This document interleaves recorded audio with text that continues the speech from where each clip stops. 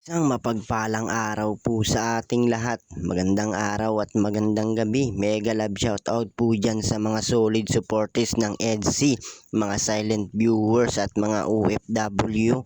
Shoutout po at kumusta po kayo?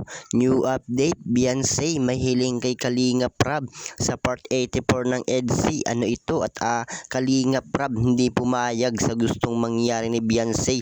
So ano nga po ba itong gustong mangyari ni Beyonce sa part 84 nila? At papaids po natin, nagulat sa gustong mangyari ni Beyonce. So atin nga pong alamin at talakayin mga kalingap. Pero bago po yan, kung bago ka pa lang sa aking munting YouTube channel, palike, share and subscribe na rin po at pakipindot na rin po ng notification bell para lagi po kayong updated sa aking video. At paalala rin po, bago po tayo magbigay ng ating mga opinion, pakitapusin po muna ang kabuuan ng video para akmang ating mga komento. Lagi din po nating suportahan ang founder ng Kalingap at nag-iisang ama ng Kalingap na si Kuya Bal Santos Matubang at Kalingap Rab. Yung sa mga araw-araw po nilang pagtulong sa ating mga kababayan at lalo na nga po dyan yung mga kapos sa pangangailangan ay malingap nila. At ganon din po ang kanilang may bahay na si Ate Edna Vlogs at Jackie Tapia. Huwag po sana tayo magsasawang sumuporta mga kalingap. At so yun, new update, Beyonce may hiling kay Kalingap Rab sa part 84 ng EDC. Ano ito? At Kalingap Rab hindi pumayag sa gustong mangyari ni Beyonce. So ano nga po kaya itong gustong mangyari ni Beyonce? At papaids po natin, nagulat sa gustong mangyari ni Beyonce. So atin nga pong alamin at talakayin mga kalingap. So may ibang dako po muna tayo mga kalingap bago po natin pag-usapan yan. Pag-usapan po muna natin sila at mga nangyayari nga po ngayon sa EDC.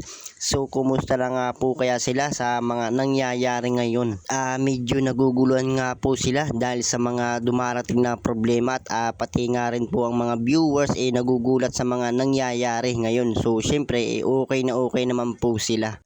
Natutuwa nga po itong si Kalingap Rab na kahit na marami nga po yung pinagdadaanan nila andyan pa rin po yung pagsuporta po natin sa kanila at mas lalo pa po nilang tinitibayan. So syempre dahil nga po yung sa pagsuporta natin sa kanila mga kalingap. So syempre ganun din po itong EDC at natutuwa nga rin po ito sa ating pagsuporta at kaya mas lalo po nilang pinapakita sa atin na kayang-kaya po nila harapin yung mga ganyang bagay. So lalo na nga po ngayon at nagsiseryoso na nga po sila sa kanilang relasyon. At syempre lalo na nga dyan si Papaids natin, talagang nakakahanga nga po ito at alam po natin na kahit marami nga po ang nang baba sa kanya patuloy pa rin po at kahit wala naman po itong siyang ginagawang masama marami nga po rin po anong baba sa kanya at hindi lamang po niya pinapansin mga kalingap. So lalo na nga po itong si Beyonce natin sa mga ginagawa nga po ni Federico sa kanya andyan pa rin po at patuloy pa rin pong nilalabanan yung mga ganyang tao. So ano po yung masasabi nyo patungkol nga po dito sa EDC at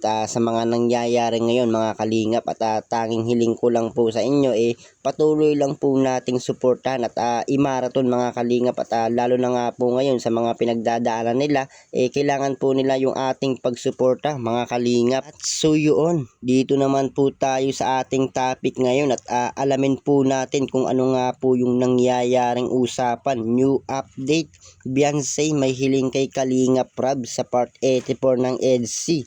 Ano ito? At Rab hindi pumayag sa gustong mangyari ni Beyonce at Edo naman nagulat sa gustong mangyari ni Beyonce.